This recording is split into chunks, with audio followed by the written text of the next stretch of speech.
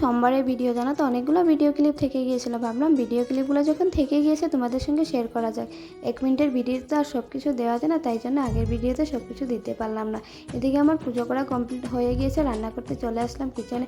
আর জানো তো হাজব্যান্ড কিন্তু আজ অনেকটা আমাকে হেল্প করে দিল, কাটাকাটি সমস্ত কিছু হাজব্যান্ডে করে দিল।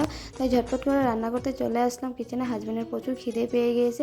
আর জানো তো একটা খুশির ব্যাপার কি, আমার দাদা আসছে আসাম থেকে। তো দাদা এসে খেয়ে দিয়ে চলে যাবে, থাকবে না, কাল যেহেতু ডিউটি জয়েন করতে হবে, তাই জন্য ঝটপট করে সিম্পল করে রান্না করলাম। পনির আলু তরকারি করেছি, গাজর আলু ভাজা, এদিকে টমেটোর টক, আর এদিকে বেগুন ভাজা করে নিয়েছে। হাজব্যান্ডের প্রচুর খিদেই পেয়েছে, যেহেতু সকাল থেকে কিছু খাইনি, ওকে দিয়ে দিলাম খেতে। তো এদিকে হাজব্যান্ড খেয়ে নিয়েছে, দাদাও চলে আসলো। আর কিছুক্ষণ রেস্ট করে দাদাকে দিলাম খেতে। তো দাদা খেয়ে দিয়ে রেস্ট করে চলে গেল।